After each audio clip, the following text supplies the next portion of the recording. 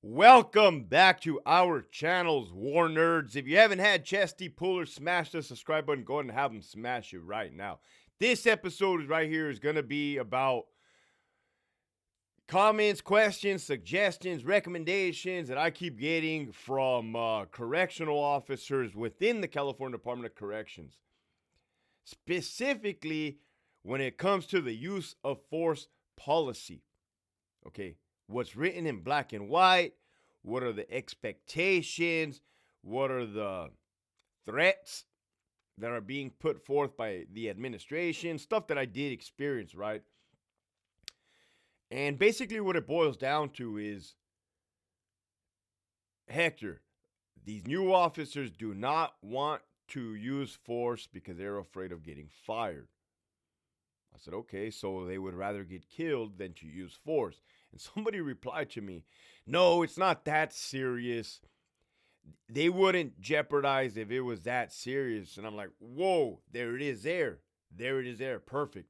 I had been looking to find the question. The question is why do they keep doing what they're doing? And this is it. Listen to me, guys. If it's one thing I'm good at or experiences, it's violence. Okay, violence.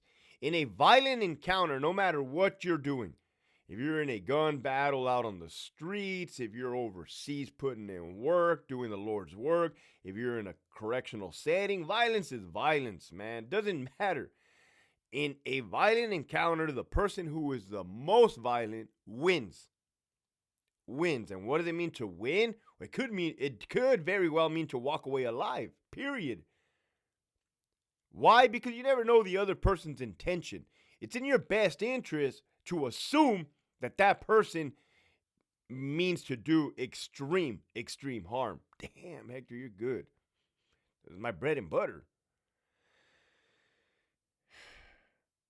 Through all of my training and all of my experiences, okay, in the heat of the moment, we do not rise to the occasion for the most part. We fall back to our lowest level of training. Why do you think the military trains so much and so hard? Well, at least it used to back in the day. I'm talking about 20-hour days, 22-hour days training. That's a fact, especially leading up to the war in Iraq. That's a fact. Muscle memory. Muscle memory. You do something a million times over, right? Just bringing your weapon up. Just bringing your weapon up a million times. Guess what? When you come through that door, bop, bop, flicking the fire selector lever with your thumb, right, on the M16 or M4, just all day long, all day long. So if you're conditioning your mind into not utilizing force at all, or when you think it's not a serious issue, that is when catastrophe is going to hit you the hardest right in the face. How do you think these officers keep getting stabbed? Well, Hector, that's not due to them. That is due to the opposition making a knife, picking up a knife, using a knife. Yeah, that's very well true. But are they mentally and physically prepared to encounter and win that fight? If you're constantly conditioning your mind to not use force, because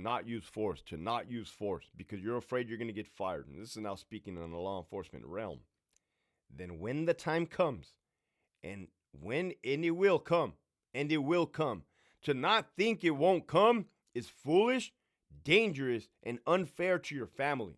Okay? It's one thing to be selfish.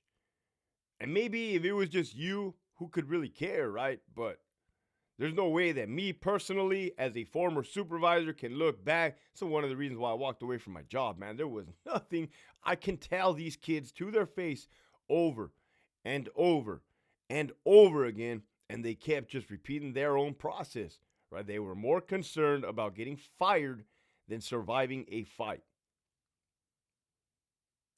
Mind-boggling. Mind-boggling. You can come back from getting fired You cannot come back from the dead. Period. This isn't Call of Duty. You don't get your respawn. Speaking of Call of Duty, add me on the Twitch account. Again, this is That War Nerd channel. So that _war_nerd on Twitch. I will be streaming Call of Duty. You guys can catch me over there. We can talk about anything you want to talk about.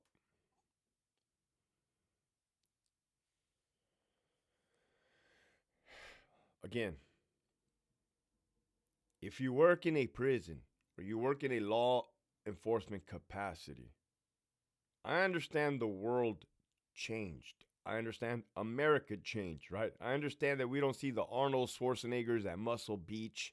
We don't see the big O alphas getting it anymore. As a matter of fact, there was a whole agenda that pushed against that. Well, we're bringing it back. Let me tell you over here, War Nerds, we're bringing it back. If you are in a law enforcement capacity, okay, and you are not researching and educating yourself on policy, procedure, and the law, you're wrong. If you are not eating healthy, well, what's healthy, Hector? Chicken, meats, greens, salad, green beans, fruits, nuts, vegetables. You notice how I didn't say double cheeseburgers from In-N-Out, Whoppers from Burger King. You notice how I didn't say 2 tacos from Jack in the Box. Why? Because that's all processed and high in cholesterol and saturated fats. It'll plug up your arteries and in turn lead to poor mental health and overweight, diabetes, health problems. That makes you wrong. If you are not physically fit, going for runs, working out at a minimum of 4 days a week. 4 days a week. If I could work out 7 days a week, clearly you could work out 7 days a week. Okay? Without a fact. Without a problem. Oh, Hector, I got kids. I got a job. Motherfuckers. Piss me off right now.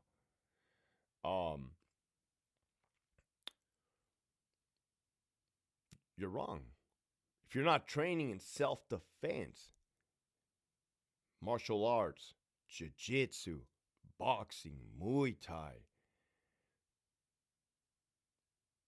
And why?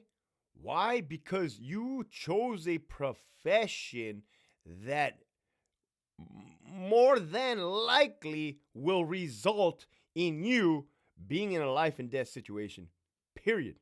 For you to not think that would be foolish. For you to solely think about the money would be foolish. For you to think about the benefits would be ridiculous. So that's why I started up this channel over here to dive into the art of war. This is just the beginning, man. This is the Art of War episode 1 of a series. With that, thank you guys. If you haven't, went over to my Twitch, that_war_nerd. Thank you. Remember, keep pushing forward.